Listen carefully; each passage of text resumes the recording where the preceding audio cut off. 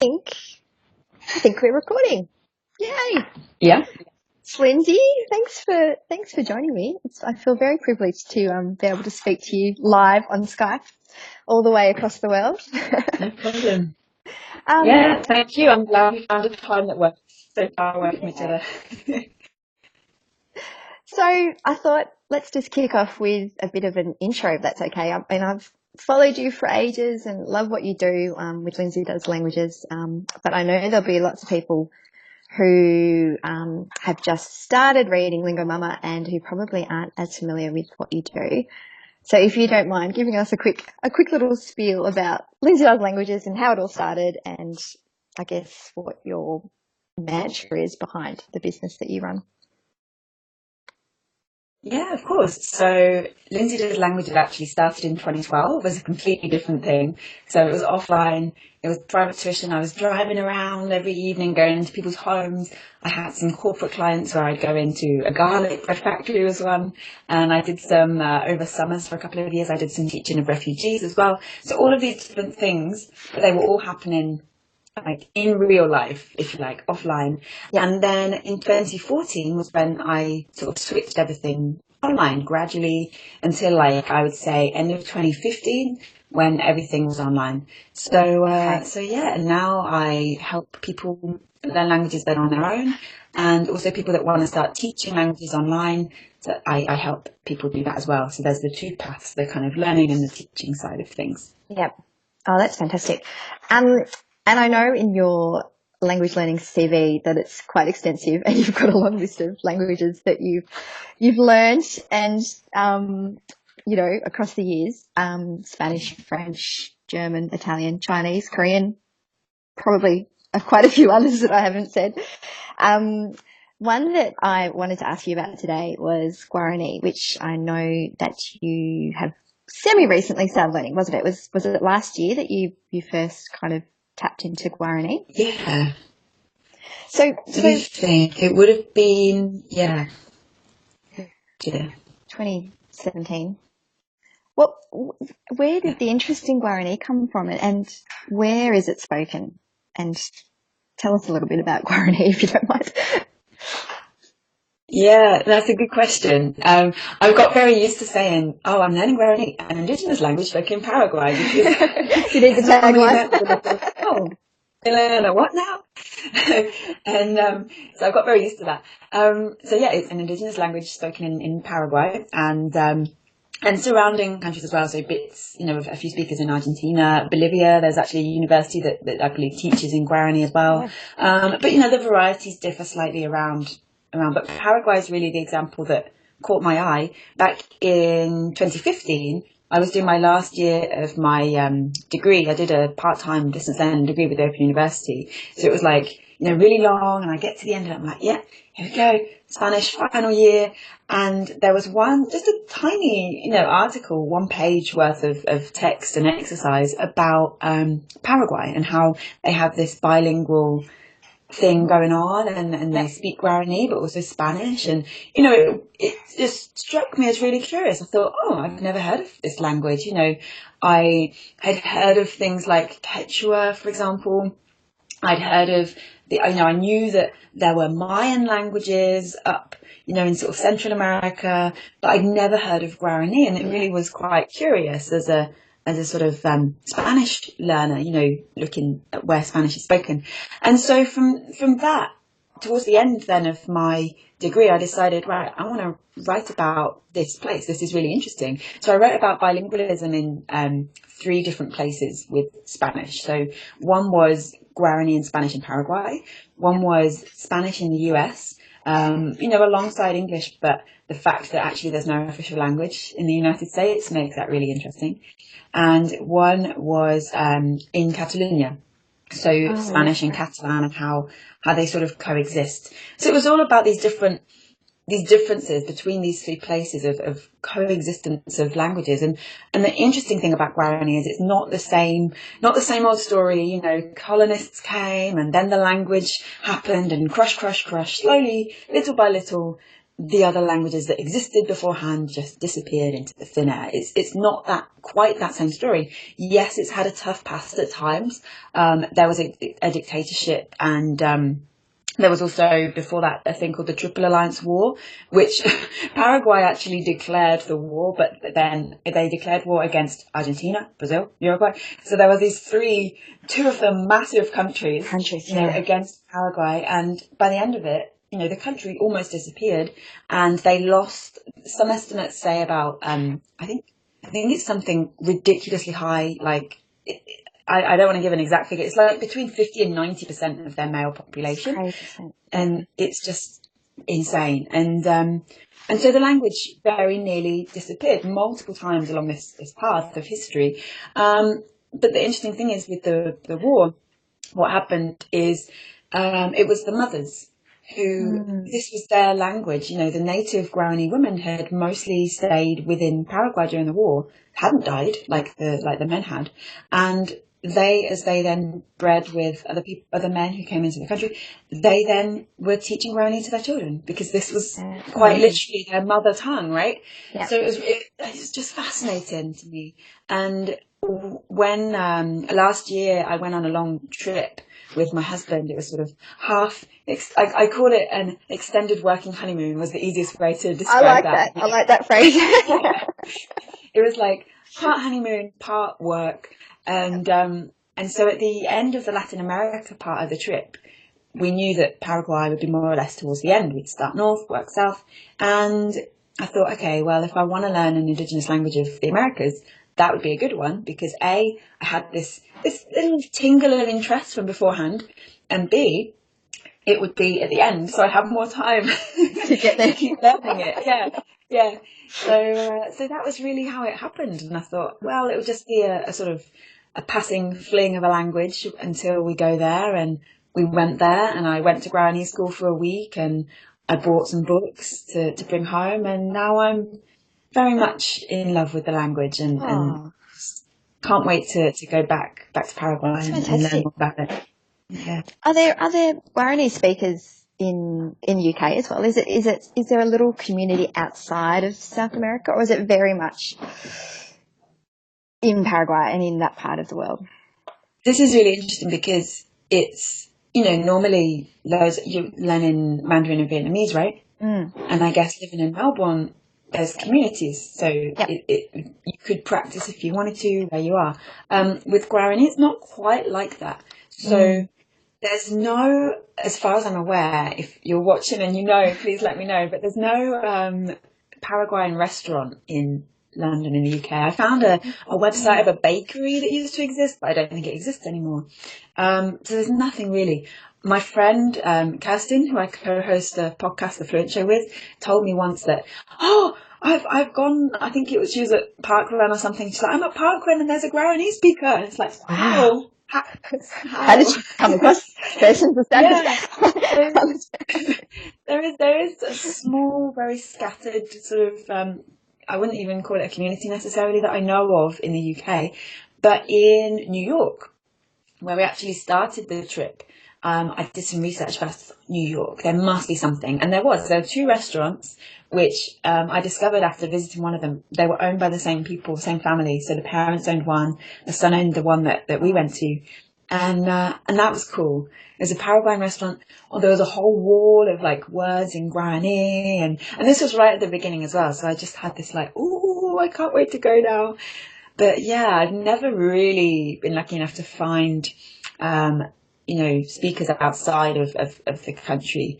But interestingly enough, even within the country, and it's a small country, about 6 million people in Paraguay, and there's about 6 million speakers of the language. Most people are bilingual, and it's to varying degrees. So in the cities and sort of urban centres, there's more Spanish predominantly, whereas the further rural you go, the more Guarani and the less Spanish. It's like this sliding scale, which sounds as you'd expect, right? And so actually, I didn't get to use the language very much because we were predominantly in Assumption, the capital, and kind of Salon for a few days. So I didn't really use it much, although we did go across from Encarnacion, which is a city in the south. You can go across on a train or a bus, but the train is easier, on a little train across the river to Argentina. So we went across to Argentina for the day, we thought, but we discovered that actually their time zone is 1 hour ahead, so it was actually just a couple of hours in Argentina. But at the border, the Argentinian women at the border patrol were like, really like inspecting our passports, you know, and where are you going? And we had no luggage. So Are you people? are you going to our country? What's this? And so they passed our passports on to the one Paraguayan who was there, like, you know, patrolling the row, and approved. And they passed our passports on to him. And so I went up to him at the end and I was like, bye chapa, mate, which is like, you know, hello, how are you? And he's like, stamp, stamp. And I went, aguje. He's like, gracias, thank you. You know, and it was just this lovely exchange of like, oh, yay, it helped. And I think there was just one occasion in Ascension, the capital, where I heard a bus driver and a passenger speaking Guarani. Like, they obviously knew each other. And that's the thing. The public facing world of Paraguay is Spanish. The language of essentially of the heart, of your family, of your friends. As you get to know people and you're on that level, then it's Guarani. You can switch. Okay. Yeah. That's so And in between, and there's in between as well, which is really interesting too, called Jopara, which I think just means mixture in Guarani, which is a mix of Spanish and Guarani. Yeah, I've never quite discovered yet what exactly, if there's any rules, you know. It just seems to me that you can mix throw in whatever words you want.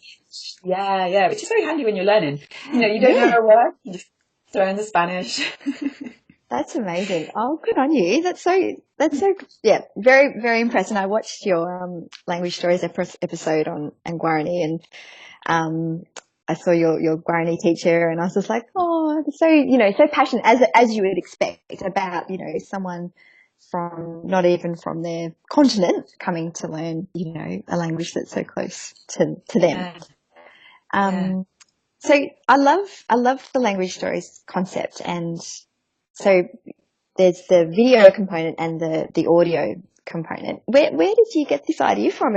And I guess it's just, you know, it's so unique to have, I guess, a story told about the story of languages, not necessarily about the country where it's spoken or about how you learn those languages, but about the language itself.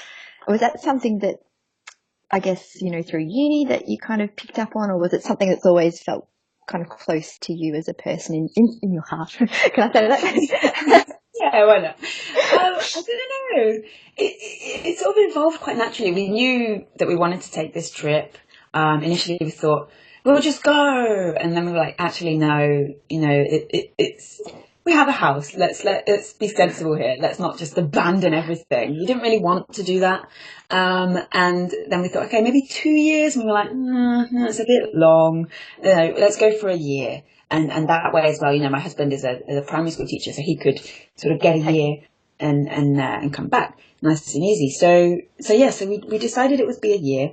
And we then, as we were changing all these plans, we kind of flipped it. Like Latin America was going to be last. So it would be like a year going across to Asia, then a year in Latin America. And I thought, well, if we're only going for a year, I did not spend like 15 years of my life learning Spanish to not get to explore more of Latin America, because I'd only ever been to Costa Rica before that point. And so we said, okay, well, let's go. And it'll be easier for Ash, my husband, as well, because he can then just focus on learning one language with Spanish, rather than having to just rely on my very minimal bits of, you know, smatterings of Asian languages. And so we decided, okay, let's you know, really focus on Latin America. But we didn't just want to go, you know, like I said, extended working honeymoon. We didn't want to just go and, you know, okay, yeah, Chichen Itza, ka-ching, right, tick that off the list. What's next? You know, that over such a long time, we thought we'd just get boring and it wouldn't necessarily be the best use of our time.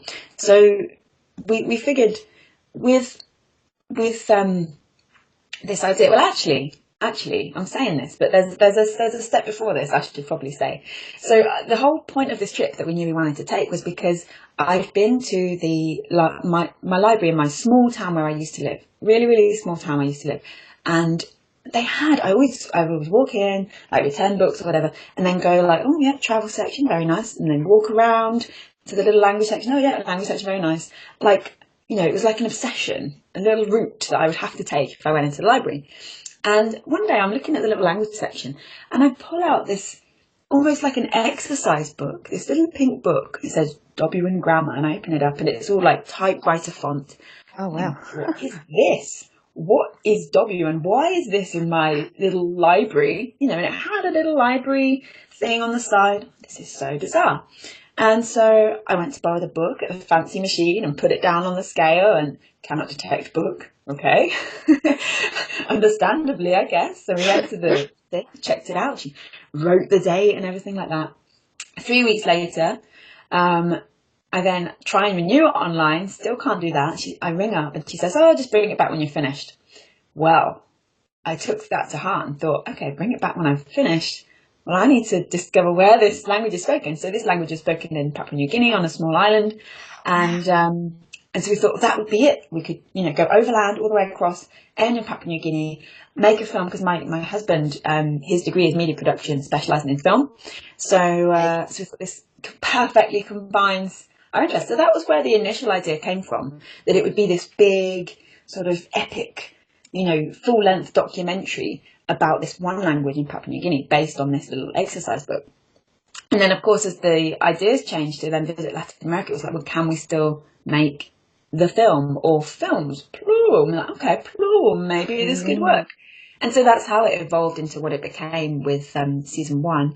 And then I would say probably 6 weeks, 2 months into the trip, we thought, okay, maybe we go to Asia as well, and then we can sort of get a season 2 out of the same trip. So yeah, that's great story, and I love that the two of you together as well can bring. I mean, Ash with his skills of videoing and editing, that's very handy. yeah, because I wanted an element of the creative process myself, but I didn't. I wanted him to be part of it. So with the film, and then I thought, well, maybe I'd do a podcast. Maybe, that it's using all the same stuff, just the audio, not the visual, obviously. And I thought maybe that could be my kind of outlet from what we're learning, and then he'll do his. And it's interesting because every time we'll edit from all the same content, and we'll edit separately. I'll do the podcast edit, he'll do the video edit. Yeah, and then it's, oh, it's ready, can you watch? Or, oh, mine's ready, can you listen? And they're always so distinct and like unique in their own way, which is been really one of the interesting things about the whole project. Oh, that's great. So we've got a season 2 to look forward to, do we? Yeah. Yep. Coming November, hopefully, this year, 2018. Yeah. So that'll be on the Asian portion of your trip from last year. Yeah. Yeah. Oh, that'll be great. Yeah. So one of my other questions, and you probably get it so many times, but I think it's worth asking anyway, because you have been able to study and learn a lot of different languages throughout your, childhood, uni, adulthood. Do you think that you are blessed with some kind of language learning gene, or do you think it's your motivation is something different, and that there's not necessarily a special skill that you bring? It's do you know what I mean? Like, yes, I do, and it's a very good question, and I don't think I get asked it as much as I would expect. But no, I don't think that there is a gene for language learning. I think, there's a lot of emphasis on children and language learning. And I think that it does have an importance because, and I don't mean necessarily the idea of, okay, well, now we all have to raise our babies bilingually, or trilingually, or, quadrilingually, whatever.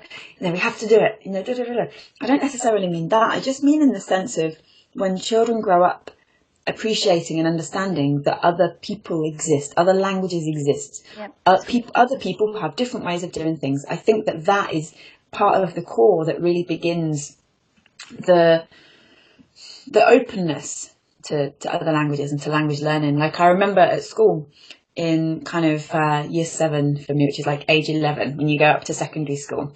And, you know, I'd already done French in primary school and I thought it was fun. I knew all the basics and stuff. So we go to year 7 and it's like, bonjour means hello. I'm like, oh, wait, I can do this. No one else could do it because no one else had been to the extra plug. But all the other people in the class that could do it were then sitting there like, I don't need to learn French. Why am I'm never going to go to France, you know? And there was no reason that was clear at that stage. And I think just that idea with children and young people to just understand that you never know when knowing another language might be helpful, when it might help you, when it might make you feel good in your future life. I think that can be a real game changer, more so than a child learning another language. Obviously that would be amazing, you know, if you have a child that is growing up bilingually, trilingually, whatever, that's cool, understandably. But I don't think that it has to be the only way. It has to be the only way. I think just understanding, and then I think being open to the idea. But I think as well, the thing is about like languages, and like when people say, oh, you're a polyglot, I'm like, maybe. It's one of those terms. It's like, okay, you can call me that. It's scary, that word. I can't say it about myself, right? Because there's that element of, you know, you say it's a bit scary to say, oh, if I say it, am I going to be tested? You know, what's the criteria? Check. Do I pass the test? There is no test. It's just, it's a label that some people choose to give me and to give others, and that's totally fine. But I think that the thing about that is, and this is the thing that's often ignored, you just see the number of, wow, 70 million languages that you speak, that's amazing. But the more languages you learn, the easier it gets, because number one, you understand language, you understand, you know, what it means, what bits are important, etc. The second thing is you understand how you best learn language. Great point. So you're not wasting time thinking, oh, well, I've gone into the bookshop, I better buy all of the stuff to learn Korean and just see what sticks. You know that actually the phrase book is where I'm going to start, and that's going to help me get to that level, and then I need to bring in this course because I've used that before. And, you know, you can begin to, you just get better at it. It's like anything really, isn't it? I think, you know, and the more you do, the easier it gets. So, no, that's a really good point. And I think people that I've spoken to as well have this kind of, you know, oh, you know, should I, you know, I could speak a little bit of French. Am I better off, you know, learning something like Spanish, because there is a little bit of an alignment. Oh, but I really want to learn Japanese because, you know, I love the food. And it's kind of hard, isn't it? Because, you know, my gut would be, well, my advice would be go with what your gut tells you. Like if you have a strong motivation to learn a language because of a love of the food or music or movies or whatever it is, it'll probably make you a more committed learner. But on the other hand, I can totally see that, you know, picking up a language like Spanish because you've got some French behind you would be also very logical. Has your language learning kind of career followed that kind of path? Like, oh, you know, I've learned French, okay, maybe Spanish might be the next, or maybe Portuguese might be the next, or have you kind of jumped a little bit illogically? Yeah, that's very true what you just said, and it has followed, I guess, quite a natural path. So, you know, French and then Spanish, and I thought with Spanish I was like, I was listening to Shakira CDs and was like, oh, there's some Spanish songs in here, that's cool. I wonder if I could learn Spanish. Well, I guess if I do French at school, I could learn Spanish. It's the same thing. It's a language. It's the same kind of process. I could do that. You know, so it sort of evolved from that. And obviously being, you know, similar languages, it helped. And then after that, it was Italian, because I thought, well, I know French and Spanish. Italian will be really easy. And I also did, at the same time I did Italian, Chinese, because I thought, so I did a year of Mandarin Chinese, and I thought, this will be a different challenge, but also I know how to learn a language now, so it will be easy, right? No. Different beast altogether. Completely different thing. But then, you know, just that year of Mandarin, then what happened next? So German happened next because I felt like, well, if there's French, there's Spanish, there's Italian, there should be German. So I guess I'll learn German. So then Dutch kind of sprung off of that. Oh, I was in the wow. library, Okay. Yep. and there was a Dutch book, and I thought, I see how similar it is to German, and then Portuguese sprung off of, I thought I'll learn another language. What might be an easier one to go for? Well, so it did evolve quite naturally, but the Yeah. Chinese Okay. was sticking out like a bit of a sore thumb until Japanese was the next Asian language that I sort of studied to some intensity, and that was then a lot easier because of the Mandarin. So then it all came back, and then following on from that, like, bits of Korean, there's connections, loose connections to kind of Japanese and Chinese. So that it has definitely helped. And it has followed quite a natural progression. I guess Guarani is like the odd one The out odd now. one out. Not sure quite where that's going to lead next. There might be another sister to Guarani that might Maybe. appear down the track. I think I heard somewhere, it might have been on the podcast with Kirsten, the Fluent Show that you guys co-host, that you were talking about immersion and, and how that, because I love to talk about, traveling to a country to learn the language and, and what a great motivation it is and incentive as well, like a reward. But also I think what you said was really important, that, it's not always the easy route that we want it to be, the easy option. So I guess I'm just curious about, your point about that, and, if you had advice to people who were looking to do an immersion kind of trip or experience of language learning, what should they not do, or what should they do to make sure that they get the most from it? Yeah. I think we were talking about immersion on the podcast, like in relation to my husband Ash, who was learning Spanish for the time that we were in Latin America. He sort of learnt it for probably 9 months to a year before we left.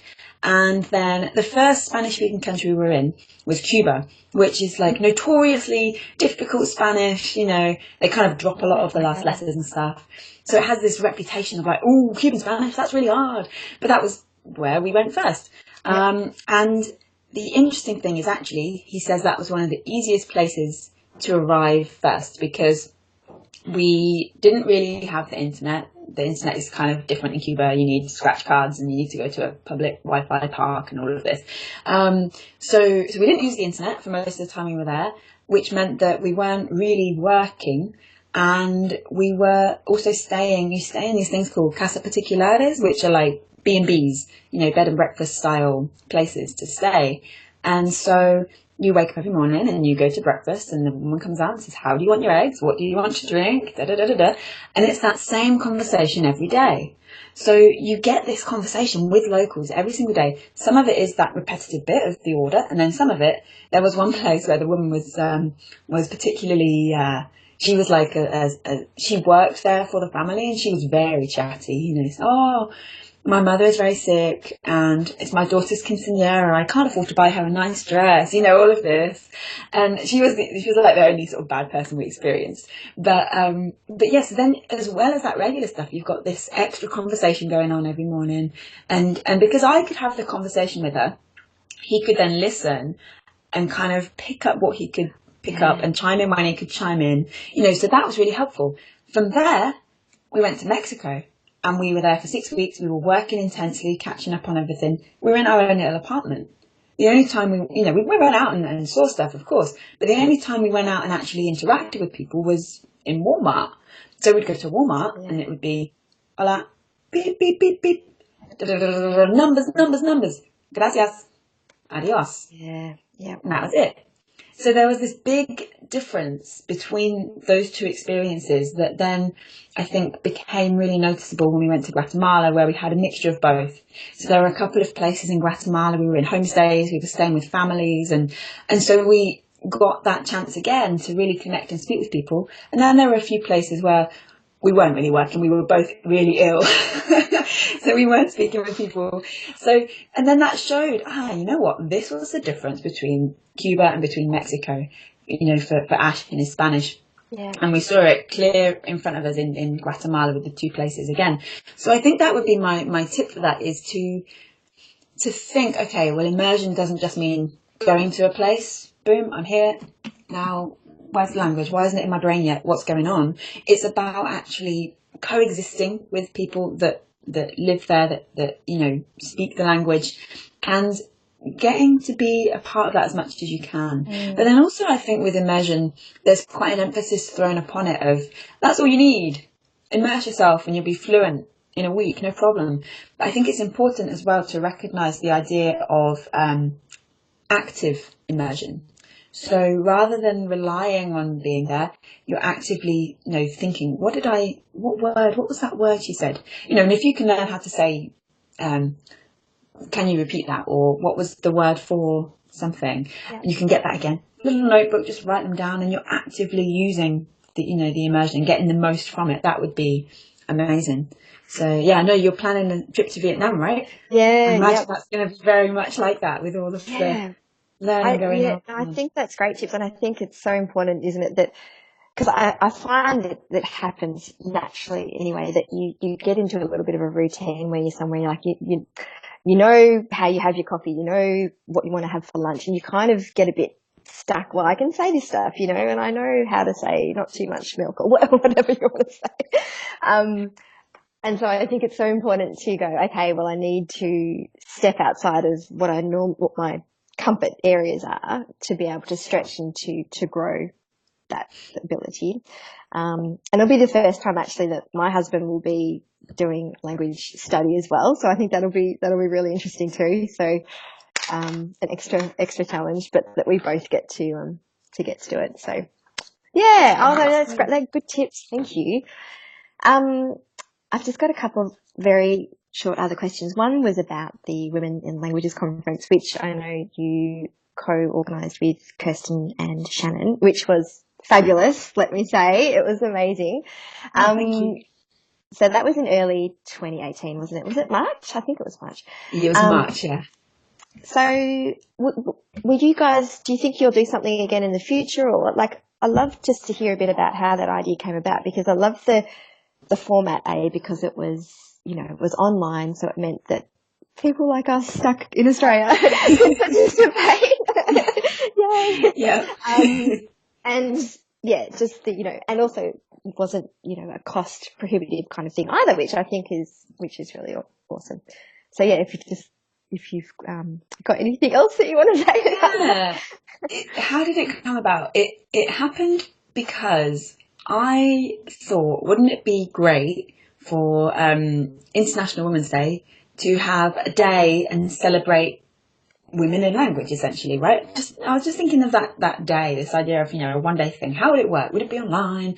Would it be like sessions? Would it just be talks? Would it be people just together and so on? I don't know. I just thought to have women that do stuff in language on International Women's Day would be a really cool one-day little event thing.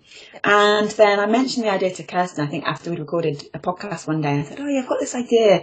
And Kirsten was like, oh, yes, well, let's do it. Let's get Shannon on board. And I was like, okay, cool. So it's happening now then. Because I was thinking, it'll happen like March 2018. I thought it would happen March 2019 because I was still away March 2018. But then having the three of us work together was so good because we could make it happen in March 2018 because, we were all sort of working on the project together rather than, me just kind of putting this thing together on my own, and that would never have happened. So I'm very grateful that it became what it did in that sense of having the three of us work on it. It was a really great project to work on. And also just this idea that, there are a lot of male voices and they absolutely have a right to be there. This is not some kind of done with men or nothing like that. It's not that at all. There are a lot of male voices, strong male voices in this kind of online language learning space.